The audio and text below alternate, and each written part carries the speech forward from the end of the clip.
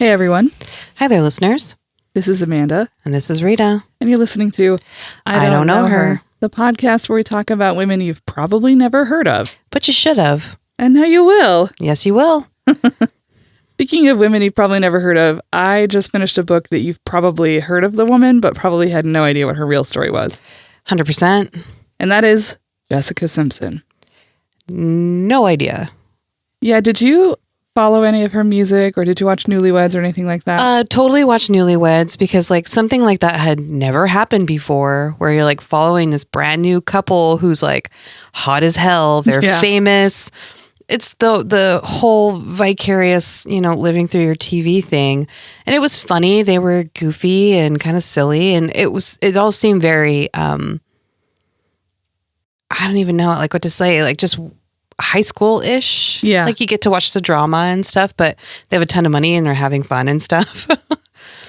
Yeah. You know what's interesting about that is that I didn't realize what a vast age difference they had. When they met, she was 18 and he was 25. That's a pretty big... Yeah. Your brains are in different spots. And they get married after she's 21. Okay. Because drinking at wedding. Okay. Well, so they were dating since she was 18. Yes. Okay. Yeah. But I find that strange in general, like being a 25-year-old grown-ass man dating a girl who's barely 18. And to be honest, Jessica Simpson isn't just an 18-year-old at this point. She is a very sheltered 18-year-old because her parents were heavily involved in the church. She was like the first time they hung out one-on-one, he like put his hand on her hand and she was like, "Oh my God, I have to tell you something. Whoa. I am a virgin and I don't plan to have sex until I'm married." And he's 25. Yeah. He's going to naturally want to go there. As most people do. Yes. So, I mean, kudos to him. I will say that overall, Nick does not come off very good in the book. But I think some of that has to do with the fact that she was so much younger than him. Yeah. And watching the show, he did kind of not treat her very well. Mm-hmm. Yeah. He was very annoyed with her all the time. Yeah. He didn't treat her well. Yeah. Like she was dumb and irritating and he didn't like her. And she talks about that very openly in the book. Yeah. But that's like the marriagey, gossipy type stuff. What I found most fascinating about her book is how much policing of her body happened starting at a very young age. Mm-hmm.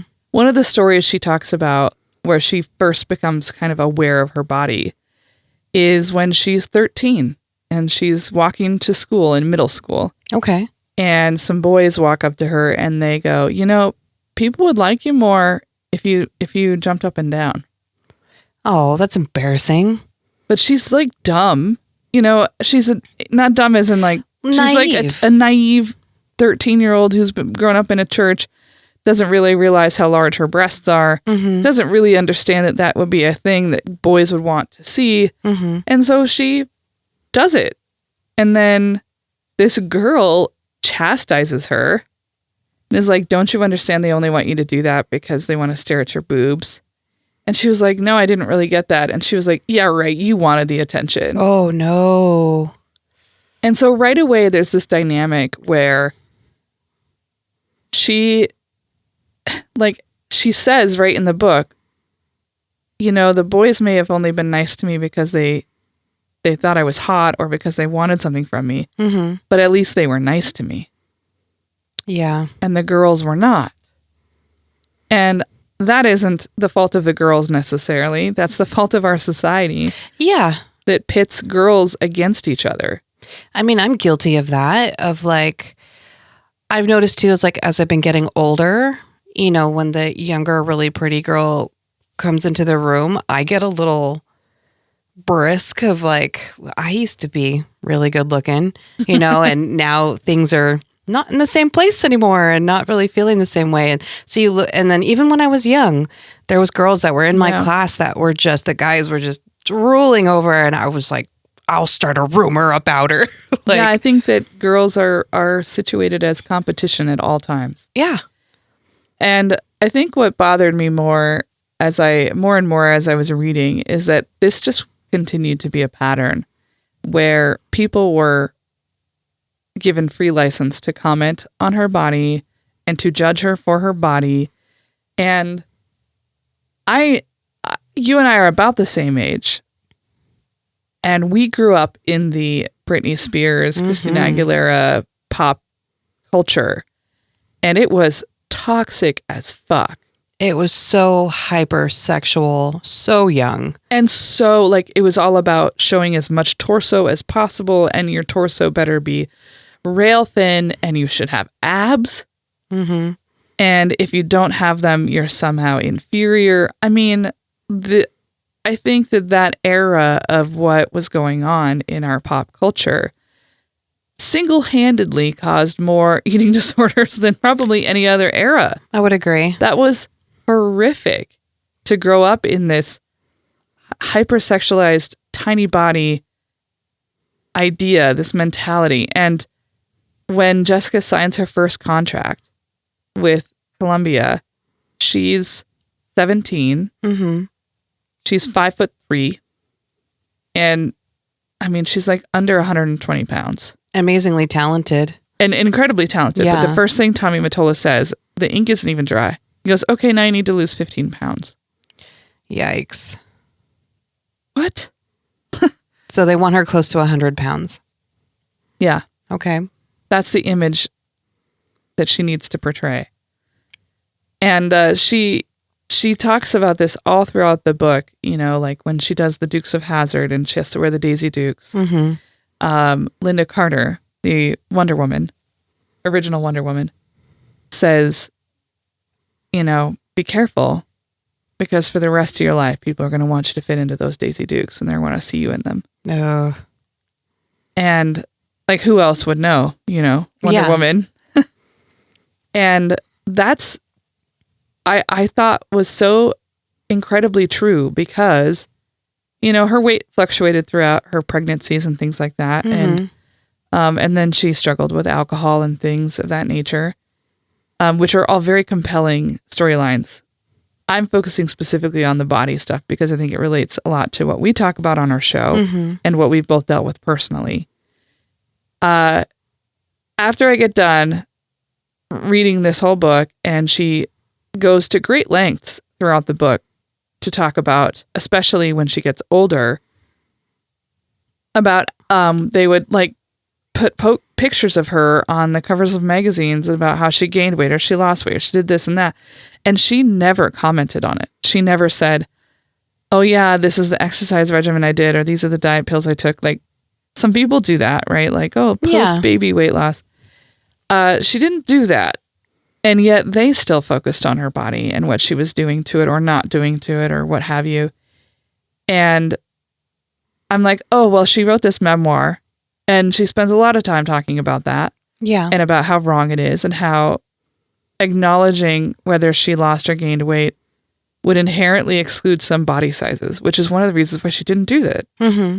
Because she knew that if she said, oh yeah, I lost weight, or oh, I'm only a size 4, that was just a bad photo, then that would, you know, discredit her support of other body types and other body sizes. Yeah. That's how she felt.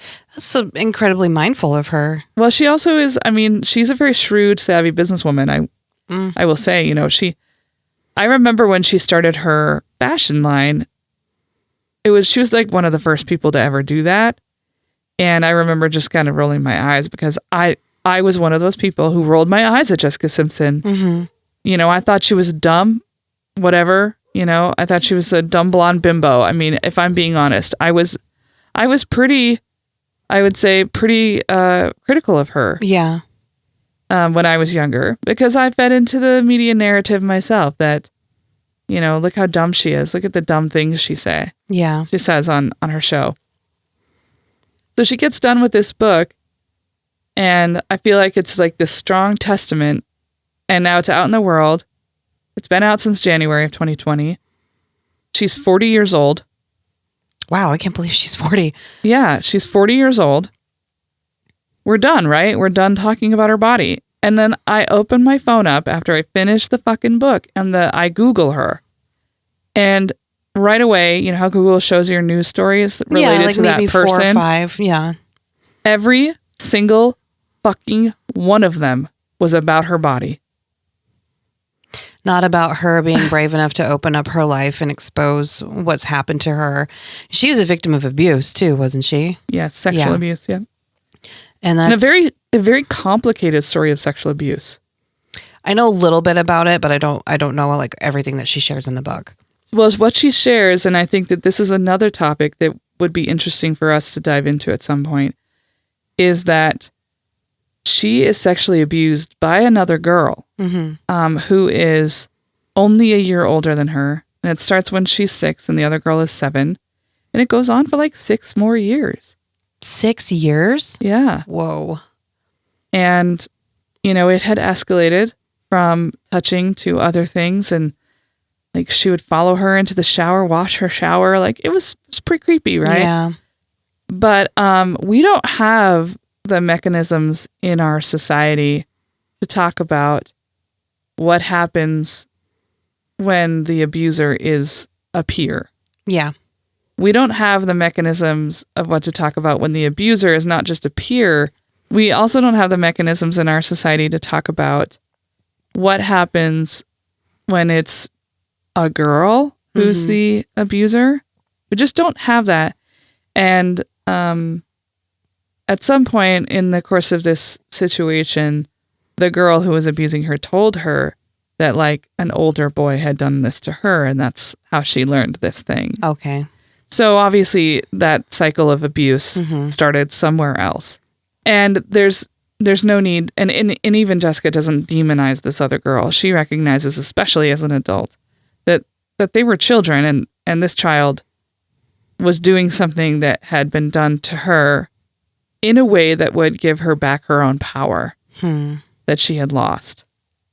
And that's a lot about what abuse is about power and control and who has what. And I think like this book is about her struggles with coming to terms with that abuse, coming to terms with doing these really self-destructive behaviors like diet pills and drinking and also constantly letting men run over her. Yeah. And going back for more.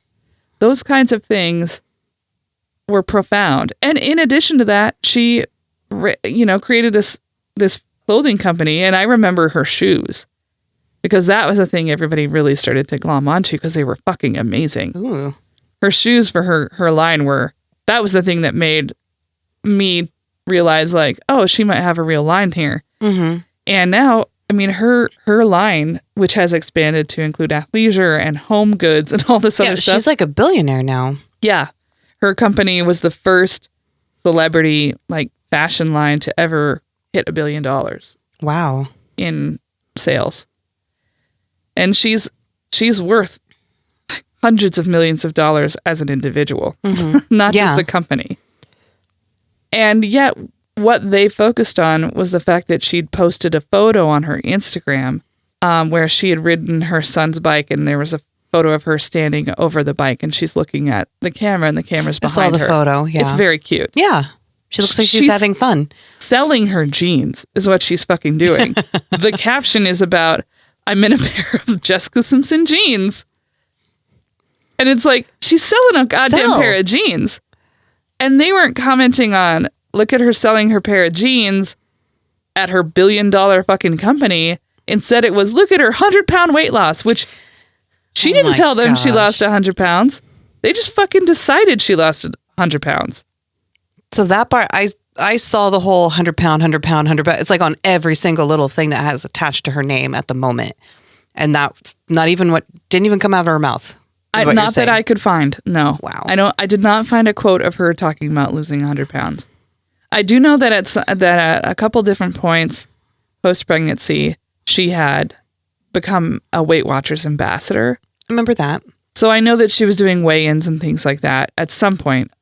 I didn't decide to pull out a textbook and just like go through her life. But I just, in the book, she talks about the one time when, like the first time when her body was like, oh my God, she gained so much weight, was like, she was 30 and she was at a chili cook-off country concert that she was singing at. Yeah. And she was wearing high-waisted mom jeans, which were not yet popular, which I find funny.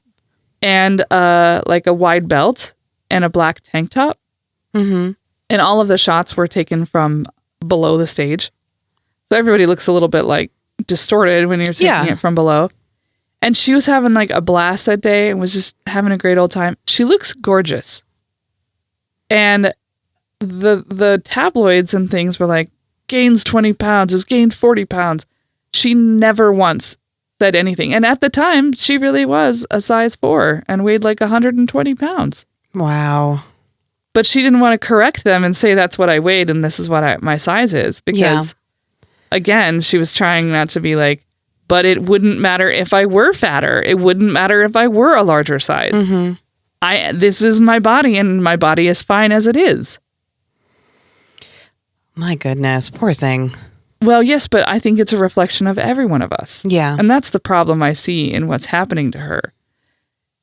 I would hope for all of us that by the time we reach 40, what size our jeans are no longer fucking matters. Mm-hmm. It shouldn't matter now, but it definitely shouldn't matter by the time you're like married and have 3 children and $1 billion fucking company. Yeah, exactly. Who's walking around being like, oh, you know what I want everybody to notice? My weight. Yeah. I would just love it if everybody could just continuously comment on my weight. Rather than my extensive career and all of my goals that have been made and met. Yes. Fuck. So if you're out there and if you're looking for a memoir to read, I highly recommend Jessica Simpson's memoir. I never thought I would say that, but I found it entertaining, enlightening. She's a little Jesus-y for me because she's quite Christian. Mm-hmm. But I found that, there was just the right amount of celebrity gossip in there. Ooh, so that's tasty. another thing I'm pretty into. And then there was like this deeper stuff. And there were actually some pretty profound things she said in there. Things that I was able to pull out and be like, I would like to keep that in mind in my own life. Like one of the things she talked about was there's a situation where she gets pretty severely bullied at school, which I won't get into, but it has to do with that abuse that she suffered earlier. And she had read To Kill a Mockingbird and was very excited to talk about it in class. But the bullying was so bad, she stayed home from school and never got to talk about it. And so she makes this comment about, we always talk about bullying in terms of harassment, but we don't often focus on how it takes away access to opportunities. Yeah. And that's like a really profound thing to talk about. It does. It makes you shut down. Yeah. And not try. You don't go out for that team. You don't try that club. You're not there that day in school. That in your room you thought looked amazing and then you don't ever wear it. You don't put yourself out there in the way you might have if those things hadn't happened to you. But it takes away your access to those opportunities. Yeah. Well, that sounds really interesting. I would love to read it. Yeah. So that's my thing to talk about today. That's what I wanted to say. So I'm good now. I want to make her another $1 billion selling her fucking I want to book look at the shoes. Oh, those shoes are rad. I would never in my life wear them, but I want other people to wear them so I could admire them. They're like, this is why I would never wear them. She only ever wears high heels because she's short and likes to be taller. Oh, yeah. And so she sells incredibly cute high heels. They're so cute. I used to live in heels. I was like so good at it. All in the clubs, had all kinds of different high heels. I try to put them on now and I'm like, no.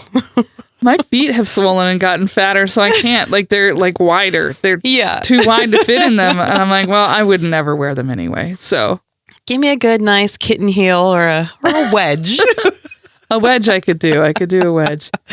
Yeah. But she has some really cute heels on there. So if you're into heels, also you can contribute to her $1 billion empire. Give her some more support. So are you ready? I am ready. Okay. I'm excited. You got a lot of paper there. I know. I like how much paper we're walking in with now. Yeah, I know. It's pretty good. All the way to the edges. Yeah, you were like, I got to take these margins out. Oh my God. I just feel bad. I don't want to waste it. What do you got for me? Okay. Do you know who Betty May Tiger Jumper is?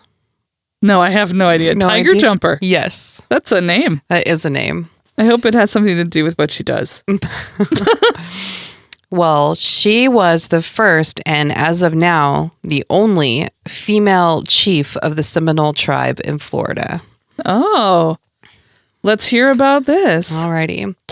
So Betty This May... is a good, by the way. Can we just talk about this is the day to do that? Oh, yes. Happy Indigenous Peoples Day. And yeah. fuck off, Mr. Columbus. Whatever the fuck your name is. I hate you. Betty May Tiger was born on April 27th in 1923. Oh, geez. Yes. I thought this was going to be more recent. Her mother's name was Ada Tiger, and she was a Seminole woman of the Snake Clan, and her father was a white French trapper named Abe Partan. Betty's grandmother gave her the native name Potoki, which I don't know if I'm saying right, so forgive me if I did not. I mean, no disrespect. Which Betty believed to mean medicine. Kind of the word was a little broad, so it kind of meant like medicine, stuff used as medicine, and like healer, but like all kind of in one word, if that makes any sense. Betty took her mother's maiden name because in the Seminole tribe, you take your mother's name, you don't take your father's. Betty was born in a Seminole camp near what is called Indiantown, Florida. Indiantown was established in early 1800s as a trading post. It was a safe place for the Seminole natives to gather, and it was higher in elevation, and the fishing and hunting there was super plentiful. So it was like a really nice place to settle. Do you know where that is in Florida? That is going to be towards the northern eastern area of Florida. Okay. So like,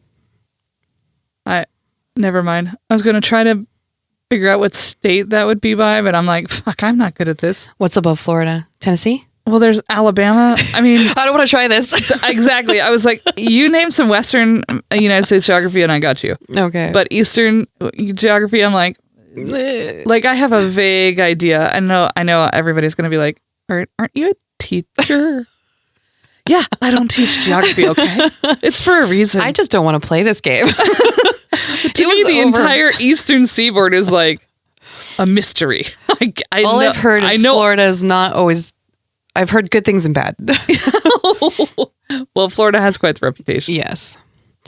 So Betty was mixed race, and in her community, the natives were not allowed to fraternize with white people. The community was outraged that she was mixed race, and they pressed her family to do something about it. Do something about it. I'll let you know. So I'm going to go into a little bit of the history of why the Seminole people distrust white people so much. Oh, I think we gather. And how this ends up being a big part of what shapes Betty's achievements. So I don't know if you know, do you know what the Seminole Wars are? I have a vague recollection of that.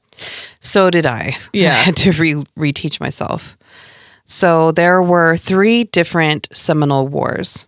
In the early 1700s, Florida was, for the most part, just uninhabited after smallpox had arrived with the Spanish and it wiped most of the population out. A mixed group of Native Americans, primarily made up of Creek natives and Miccosukee, moved in to try to settle the area. Around that time, runaway slaves also began to settle in the area, which I didn't know about that. Yeah.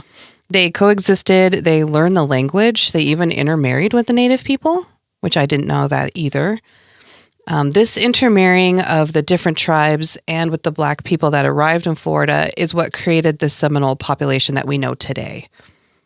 So the Spaniards that remained in Florida called these natives Cimarrones, which closely translates to the wild ones.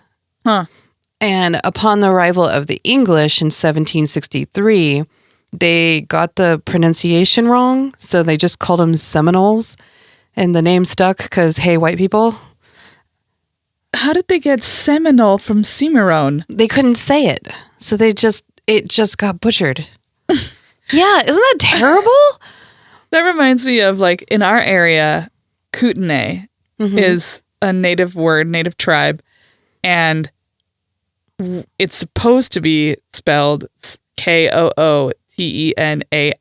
Yeah. And in Montana, there are Kootenai as well, and they just changed it to Kootenay so that people could pronounce it easier. That is stupid. Oh, I know. It's... And it happened, like, honestly, reading the words from all the information back and forth, it was really hard to figure out what was the right word and, like, the right spelling because they just changed it. They just would change it. That's like, I've never understood why Spokane has an E at the end when that was not the way it was. Also, it was not the way it was spelled. And also, people say Kootenai. Yeah. Yeah. So Spain had control of Florida at this time, and the Seminoles were largely left alone until the War of 1812. The Seminole people sided with the British, and they fought against the American people. So after that war ended, the British had lost. Andrew Jackson, I know, invaded Florida without government permission, killed the Spanish, and then started the process of kicking the Seminoles out. Well, of course he did. So Spain didn't have the manpower to stop the U.S. Army, so they surrendered the Florida territory. They're like, I'm out. You know, yeah, it's not, I don't want to die. I don't want to die. It's not worth it. The Seminoles were moved into a condensed area in the central area of Florida in 1823, which was just like covered in marsh, and it wasn't the area that they were used to living in, and it wasn't really good land, which I mean has been something that has been done over and over and over again. Yeah, it's a pretty common refrain. So then the Second Seminole War started, and this happened when the U.S. tried to move the natives out of Florida entirely. And this was part of the Indian Removal Act that Andrew Jackson had signed and made into a law. So the fighting erupted as the Seminole people tried to hang on to the little bit of land that they had left. They were soon outgunned, outnumbered, driven to starvation and sickness. And two of their main leaders, under the guise of a flag of truce to be able to discuss what to do, the U.S. Army just captured them and took them. So they were coming to them like white flagging, like, let's talk about this. Let's talk. And they just took them. Of course. So then the tribes lost two of their main leaders. Oh my God. I hate white people. Yep. So they surrendered. Most were killed in battle, and the people that remained were sent to reservations. Only several hundred of the Seminoles were allowed to stay in an unofficial reservation in the southwest area of Florida.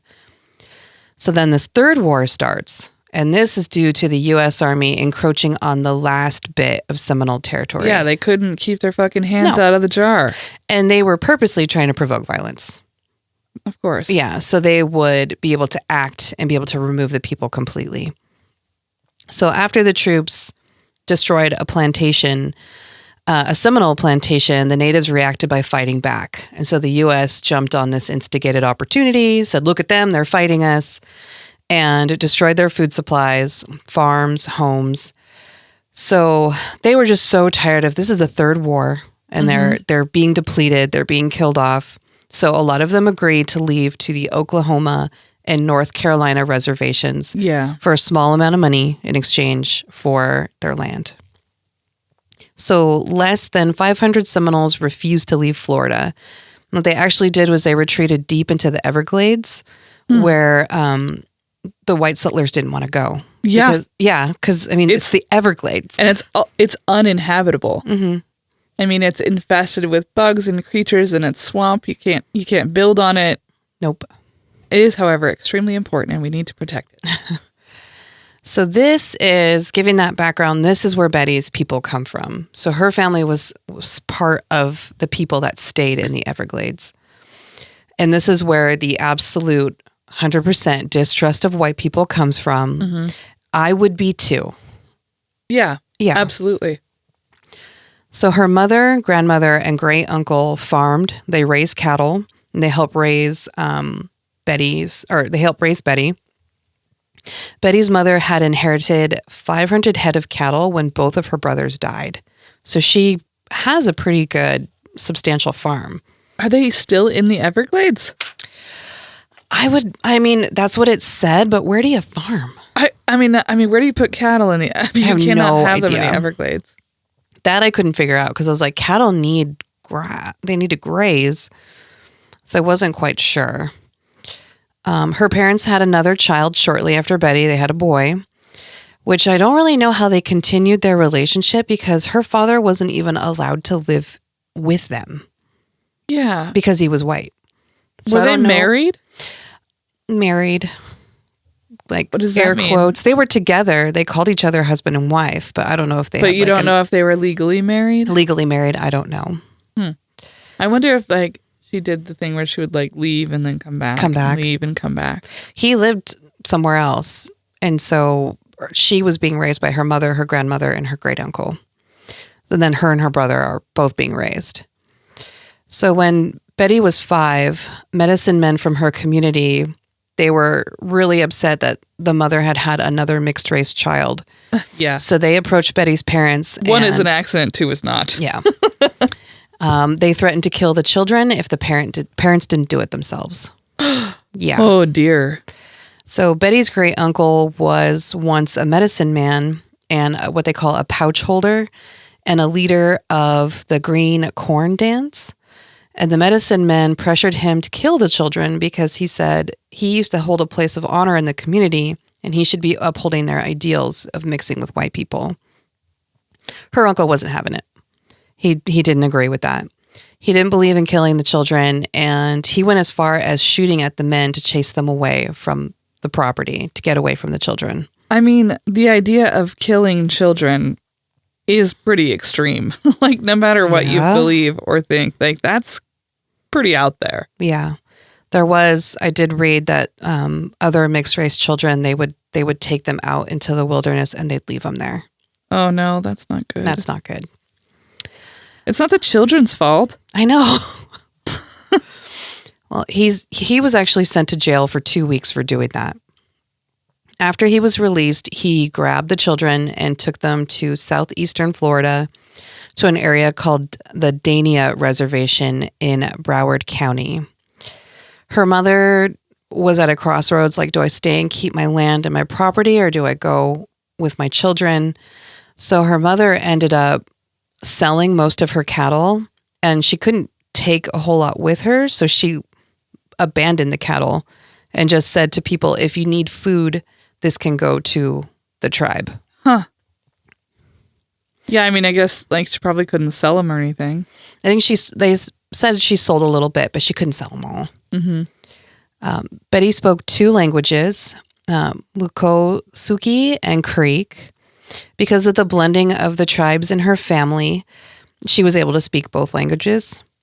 And at the reservation that she moved to, she met elders who taught the children all kinds of stories and the ways of their people. And Betty said that she learned the ways to live by in these really formative years of her childhood. She actually had a very good childhood. So this other reservation she went to, are those also Seminoles? Yes. Oh, okay. So, because you had said earlier that the majority of them went to Oklahoma. Did they come back, or did some of them go south? It's part of the group that stayed. Oh. The less than 500. They're all like in kind of little communities. Okay. So her specific community had stayed near the Everglades, and this other one had gone farther south. Yeah. So farming with her mother, they would like pick potatoes, tomatoes, beans. She saw other kids being taken to school, and she really wanted to know what school was about. And she'd watch them come and go, and she just heard that they were going to learn, and she wanted to participate in that.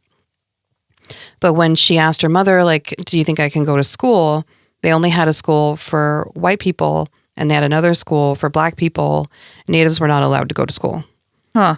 So who are these other kids she's seeing going to school? She's saying white kids and black kids going to school. Okay. And the people that worked and farmed with her mother that were working in the fields, there were other black people and natives in those fields. I see. She tried enrolling in both schools, but neither would let her in. They just said that she can't go. Like we don't allow natives to go to school. Yeah. So as a young teen, she was able to convince her mother to let her go to a native boarding school in Cherokee, North Carolina. I mean, that is like the opposite story anybody else hears. She like voluntarily decided to go to this boarding school. Because all I've heard about boarding schools, they're awful. They were awful. And they were basically just assimilation training. They were pulling them out of their homes, stripping them of every piece of identity possible, and trying to create like basically brown-skinned white people. Yeah. And it was real fucked up. She wanted to go to school that bad. Yeah, that's wild. I wonder if that school was maybe better than some of the others. She did say so the, what do you call it? The superintendent? Is that what you call like one of the leaders of the schools? Yeah, the superintendents lead all of the schools of that district. The superintendent of the school that was for black children said that he could probably find a place for her. So he actually found that boarding school that she was able to go to. So I don't know if that makes any difference of like the type of school it was or who was running it. Yeah. I don't know that really would matter, but it could potentially have meant that he found the one single boarding school that wasn't the worst. Her grandma, of course, was against it. She was really, really scared of sending her away. And Betty insisted that that's what she wanted to do. So she went, her younger brother went, and her cousin Mary. They all went to the same school. Huh. Not a whole lot of information of her school life. But I do know at the age of 14, she began to learn English. She learned how to read. She learned how to write. She stayed in the boarding school till she graduated high school in 1945. So did she only learn how to read and write in English? I think so. Okay. Yeah. This would make, so Betty actually was the first person of the Florida Seminole tribe to receive a high school diploma. Whoa. Yeah. The first one. That's impressive for her, but also 1945 is when she graduated? Mm-hmm. Jesus. Yeah. They mistrusted school. But I mean, even by that point, having built your own school potentially, you know what I mean? Mm-hmm. 1945 is... damn near 1950. Yeah, exactly. It's like, that's the year my mom was born. Really? Mm-hmm. Oh my gosh. After graduation, inspired by her mother being, her mother also was a midwife. I don't think I saved that in my notes. Oh. Inspired by her mother being a midwife, she decided to enroll in the Kiowa Indian Hospital in Lawton, Oklahoma, to begin training as a health provider and a nurse. Betty said that she watched her mother help women give birth the best she could, but she said it was rough. Like, it's not easy. Sometimes the babies and the mothers would die just because they'd had no access to a sterile environment or the things that they would need to be able to, have these women give birth. Well, and prior to that, probably very little prenatal care. Yep. So after spending a year there, she returned to Florida with a goal. She wanted to improve the healthcare of the Seminole community. So this is what Betty said that when she came back home. Then I came back. Then I went out and I did the field work. I learned how to work in the field. I came back and started working among my people. And my people then were coming out of their holes from the Everglades into this new world, and they didn't understand what it was like. They didn't like white medicine, so I had a really hard time introducing it to them. So Betty started with, the first thing she started doing was inoculating most of the children. There was a pretty severe chickenpox and measles outbreak that was going on. So she was going throughout the community and giving vaccinating vaccines. them, yeah. This was the first time vaccines had been done for the tribe. Yeah. Her mother was still midwifing, so she would go assist her mother, help these women try to give birth. If it got too difficult, she would get them to a hospital. She would say, we're not going to sit here and let this woman, struggle and die.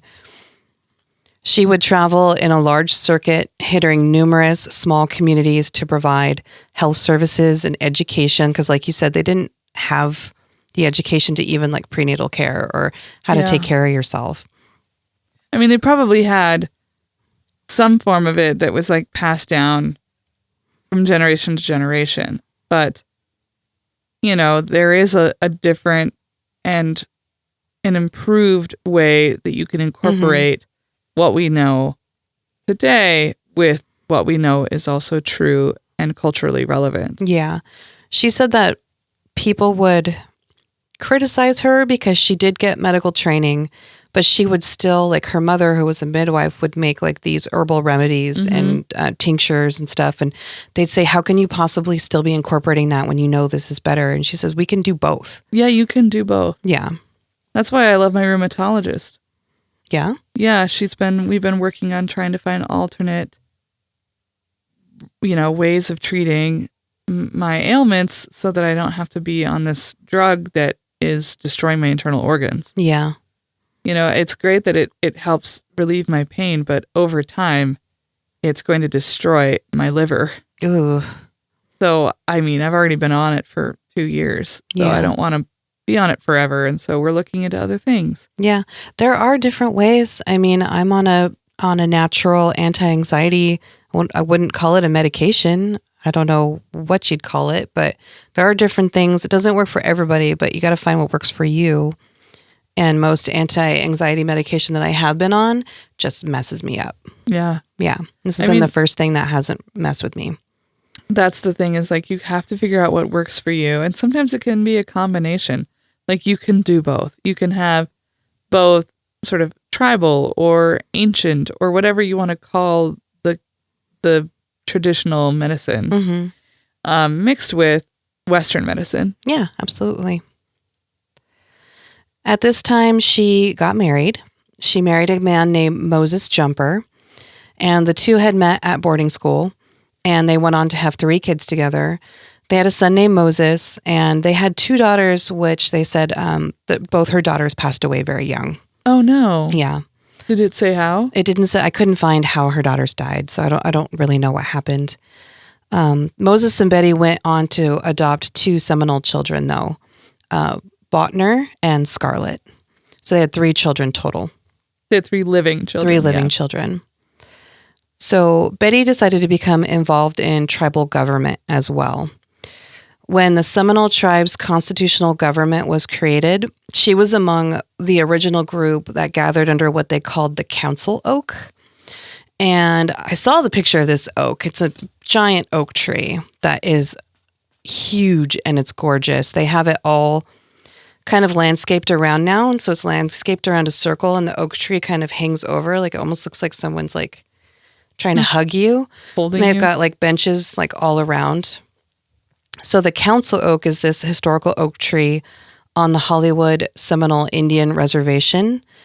The gathering and the establishment of their government is what helped gain federal recognition of the tribe. Huh. So one of the most important things was to establish this government was going to come from the elders and the knowledge that they had of their tribe's traditions and their ways and what they wanted to establish as their values. Many didn't speak English, so Betty assisted as a translator so that they could preserve their traditions and ways and it wouldn't get lost in translation. Yeah. So with this, the tribe improved their independence and adopted a constitutional form of government. And on July 21st in 1957, tribal members voted in favor of the Seminole Constitution, which established them as a federally recognized tribe. And then this led to something big. So this led to the Indian Claims Commission awarding the people, this included the Oklahoma and the Florida people collectively, $12,347,500 in restitutions.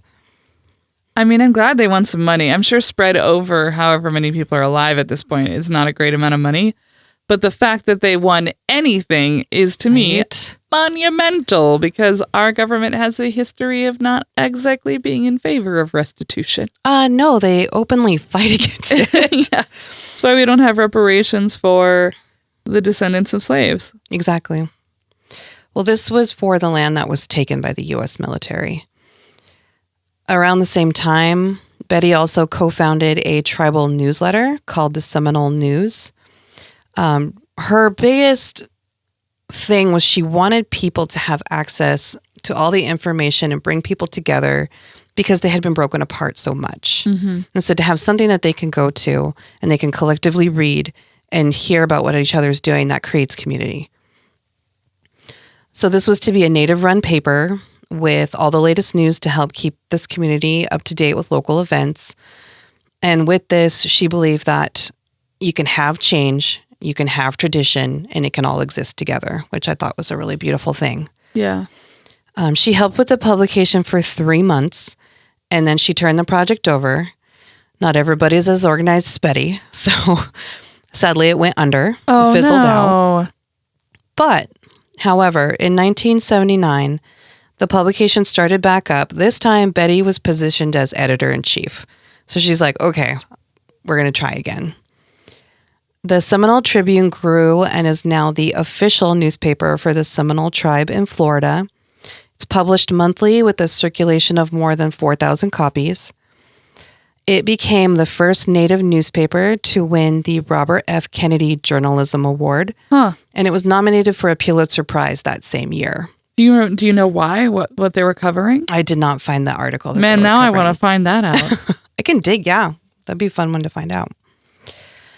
The Tribune would go on to win 5 awards by the Native American Journalists Association, and one of them was for Betty as a Lifetime Achievement Award. She was appointed as the first Seminole Health Department Director. She was a truancy officer, which I thought was great. I hate truancy officers. Why? Just because, and probably she was fine, but they're like, I don't know. They go to your house if you haven't come to school. It's real weird. So she was also a crossing guard at local schools because she's going to make sure who was coming and who wasn't coming. Oh, that's really funny. She would even go as far as feeding and clothing local children that she saw needed help. So she would keep 6 pairs of pants, 5 shirts, sweatshirts, shoes, food in the trunk of her car. And so when she was at these schools, she would just open up her trunk and just kids would come and what do you need? Do you need new shoes? Okay, here's shoes. Do you need new pants? There you go. That's really lovely. Oh, can you imagine her coming after you though? It seems like, no, I would not want that. In 1967, Betty was elected to be the first female chairwoman or chief of the Seminole tribe. This was a decade after she had helped assist in gaining their federal recognition. She decided to found what she called the United South and Eastern Tribes, or USET. This was to be a group that would run health and education programs for tribe members. They would actually become a powerhouse in a lot of the lobbying for Native interests in Florida. And co-founding USET, Betty would become one of only 2 Native women to be appointed by President Richard Nixon to the National Congress of Indian Opportunity. I mean, only 2 women? Only 2. In 1970 or whatever? 1967. Oh my God. We've come so far and yet not at all. All right. And not everyone was a fan. She was in the forefront representing the tribe, and people were still complaining that she was mixed race and that she wasn't fully Seminole, so she should be up there representing them. She struggled gaining trust from fellow Seminole people. She had to work twice as hard, not make any mistakes. Yep. Her son Moses said this about her. Because she was mixed race, she was half Caucasian, she was half Seminole. They told her, you can't do those things. She went against the taboos of the tribe. It gave her more willpower and it gave her more energy. So it sounds like it just fed her fire. Yeah, that's obviously what she was doing, but I can imagine that it would feel very I mean, hurtful. It would feel like a betrayal. It would feel like, am I never going to be good enough? Am I never going to do enough to gain your trust? I would probably drown with the worry of making a mistake because I already do that in my own life and I'm not doing any of this. Yeah. So I'm always worried about, did I say the right thing? Did I do the right thing? Oh my gosh, did I finish that? Maybe I should have tried a little harder, or maybe I should have, Yeah, I just think like after you've devoted your entire life and you got the tribe federal recognition and the complaint is still about basically your skin color. Yeah. Like, And she was a little fair-skinned. Yeah, it's like that would feel very invalidating. Yeah. And the fact that she was raised Seminole, it's not like she was, some outsider who like, came in after the fact and was like, I know what it's like to be Seminole. And they actually grew up in, Seattle or something. Like that's not what happened. Like she'd been around the whole time. She was raised there. Yeah, she's doing her damnedest to give something back because she sees her people struggling. So then to have her authenticity questioned, I would assume would be devastating. Yeah. I've felt like that sometimes in my life of, I always felt growing up that I wasn't brown enough for the brown people and I wasn't white enough for the white people. I felt very much in limbo, and it does make it's disheartening. It makes you feel like you don't have an identity. I don't speak fluent Spanish, and that's been something that's been a bane of mine. And I don't know how, if I had $1 for every time was, you don't speak Spanish? What kind of Mexican are you? And it's like, what am I supposed to be? It's okay. I don't speak my language because my parents had that beaten out of them. Yeah, exactly. So because they didn't want us to go through the same thing, now I'm not good enough. Yeah. Like it's not your fault. I didn't fucking do it. I didn't choose this, Yeah, you would have liked to have learned it. It would have been nice. Yeah. It would have been nice. But I understand, But they wanted you to fit in. Exactly. Yeah. Yeah. That's a tough a tough spot to be in for everyone. Oh, yeah. They were doing what they thought was best. And you're feeling now as an adult that maybe that was best. Mm-hmm. Maybe it would have been nice if you'd grown up in a bilingual household. Yeah. And I mean, my parents, they spoke Spanish when they didn't want us to know what they were talking about. That would have been enough fuel on my fire to learn the language. I'd be like, I don't know what the fuck they're saying about my me. mom was pissed. She'd be yelling in Spanish. And we're like, what is she saying? So that means you know all the swear words? But all the swear words, yeah. None of the context. No. Like, I can understand most. I cannot, speak most back. Because, my grandmother on my mom's side, she had a brain aneurysm before she died. And she reverted back to Spanish completely. She forgot English. So she would talk to me in Spanish, but I would talk to her in English and we would understand each other. Huh. Which was weird. That's really cool. When did she die? I was pregnant with Isai at her funeral. So that was like 2008. 12 years. Yeah. That's a long time. I wonder if you'd still be able to do that now. I don't know. Yeah, I was pregnant with Isai at her funeral and nobody knew I was pregnant. I bet she did. Probably. I mean, I believe in spirit shit, so yeah.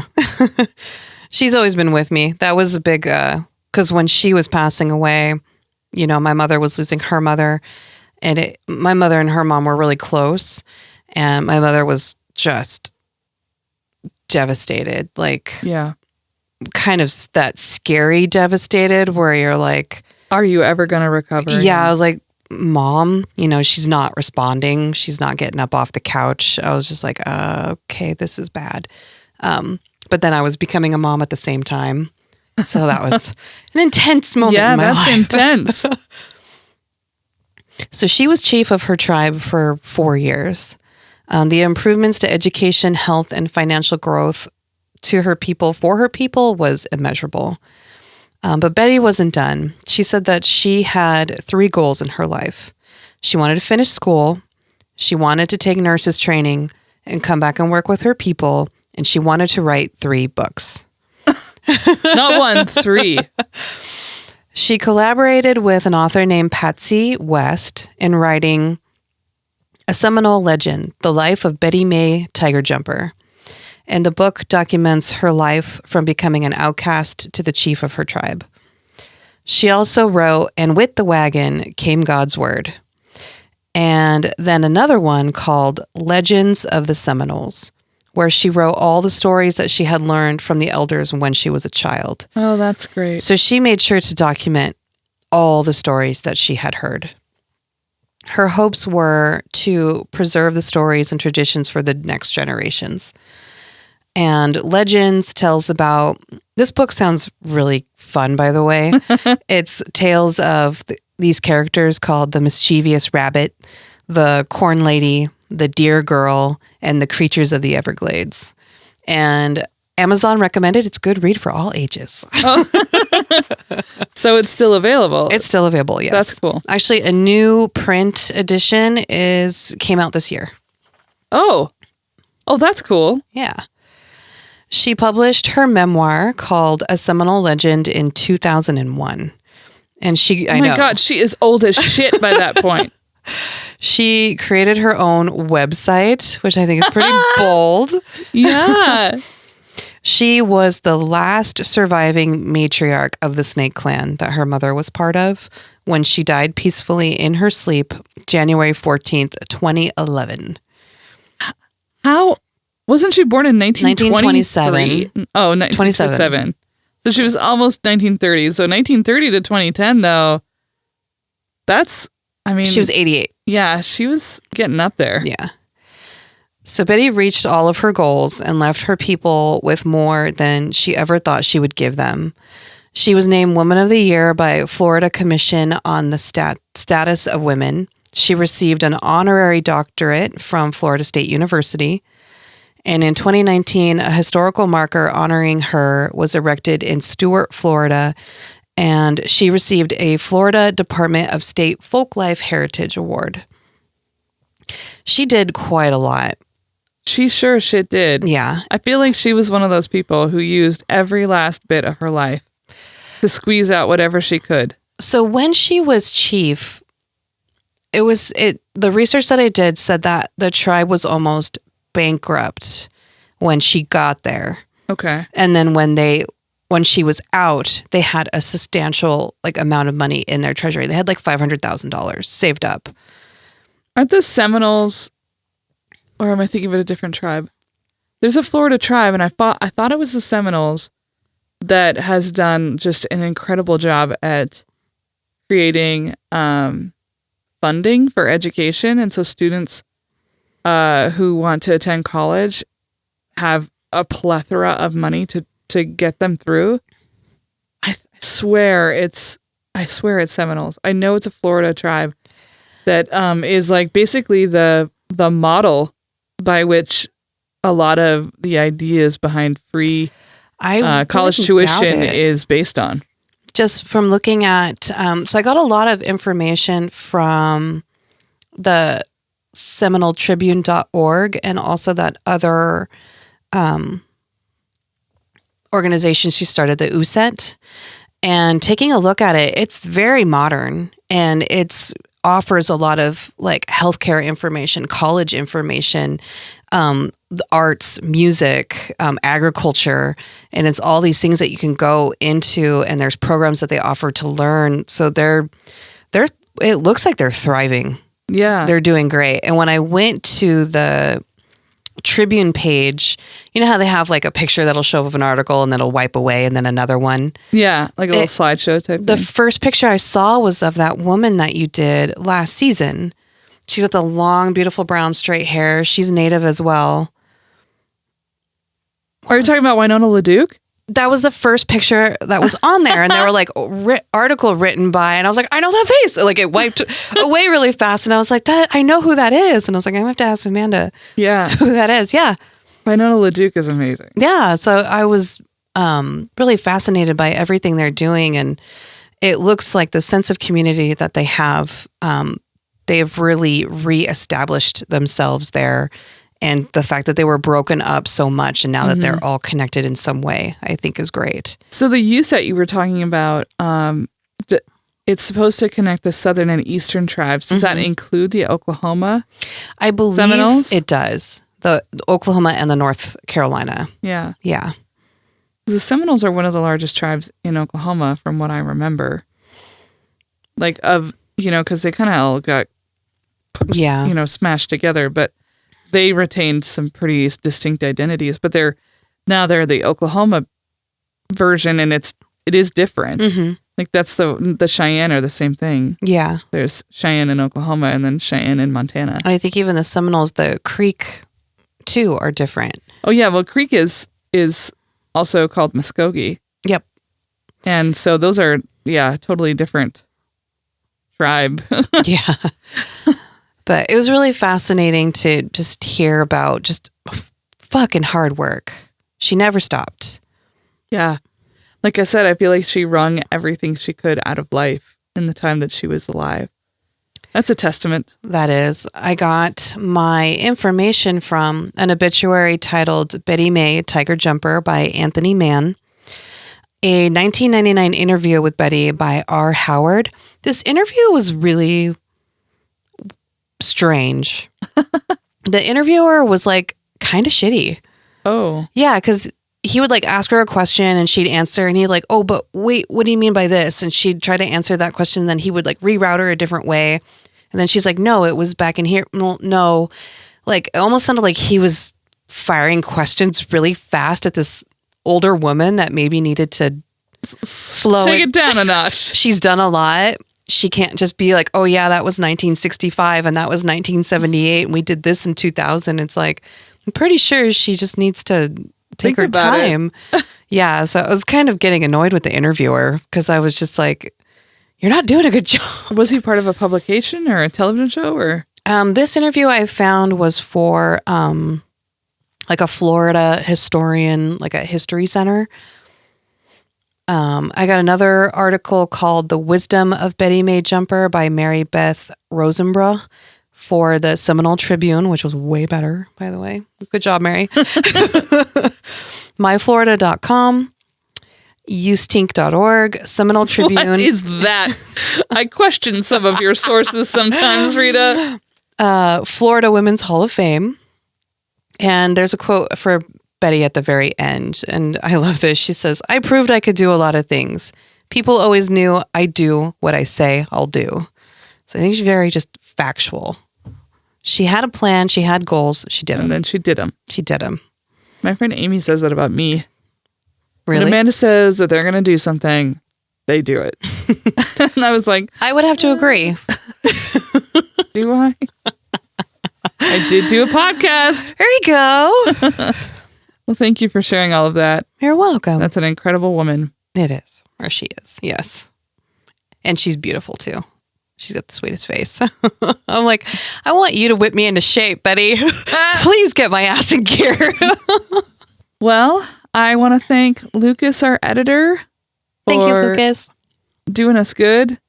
And Jennifer Finch for our lovely theme music. I want to thank you all for listening and remind you that if you have, I know this is a rough time, we're in COVID, but if you like us, you want us to continue, please consider supporting us on our Patreon, which you can get to from our link tree on Instagram. You can just find us on Patreon. You can find us, our Patreon on our website as well. It'd be nice. And thank you to those of you who are signing up already. We're really appreciative of that. Thank you so much. We're working on some cool stuff. We're excited about it. All right. Till next time. Thank you, everyone.